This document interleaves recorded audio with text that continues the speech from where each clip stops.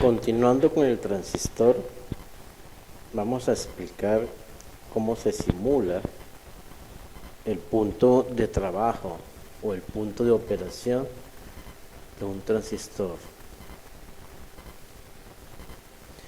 La simulación la vamos a hacer con el software Workbench, que es de la National Semiconductor. Al ejecutar este programa de Workbench nos aparece en la tabla de trabajo esta imagen.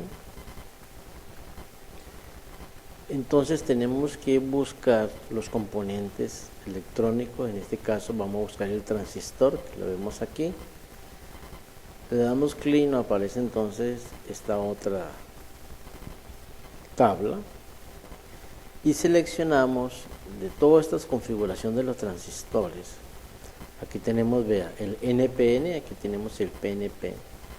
Como vamos a trabajar o a simular el transistor BC547, ese es un transistor EPN, entonces lo cogemos y lo arrastramos. Le damos doble clic y buscamos el BC547, lo encontramos aquí en la librería de la Philips.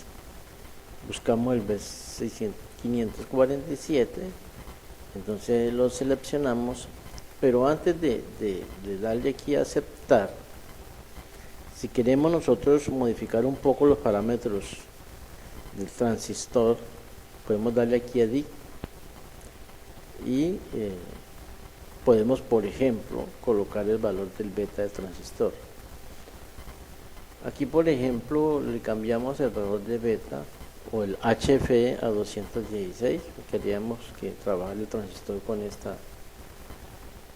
beta.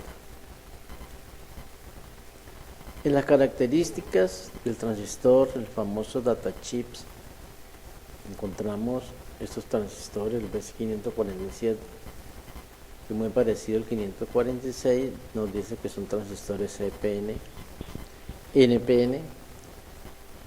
Como características, baja corriente, o sea, máximo 100 miliamperios y de hasta 65 voltios, o sea que a este transistor no le podemos colocar fuente y resistencia que vayan a superar los 100 miliamperios de corriente de colector, que lo podemos quemar, y colocarle voltajes superiores a 65 voltios. Aquí está la configuración, este es el transistor, aquí están las paticas 1, 2 y 3. Quiere decir que el 1 es el emisor, la pata 2 es la base y la 3 es el colector, o sea, esta configuración.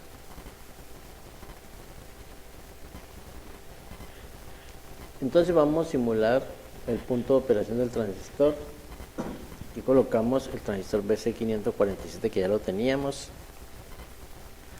Colocamos resistencia de colector 1.2K, por base colocamos 510K.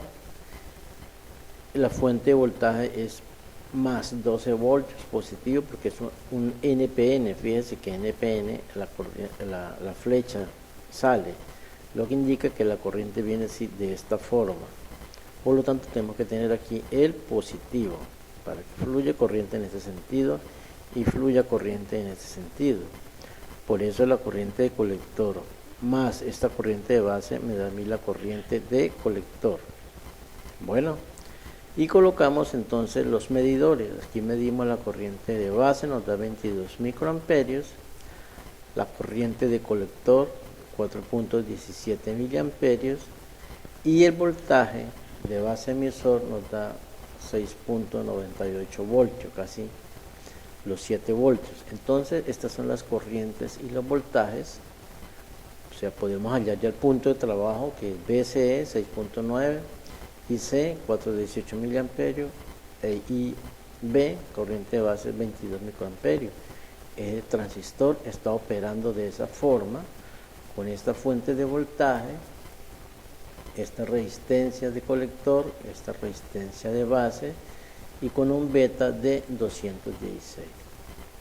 Esto nos da los datos, nos da el simulador y ustedes tienen que comprobarlo esto pues teóricamente. Muchas gracias. Les habló el profesor Jorge Antonio Pola.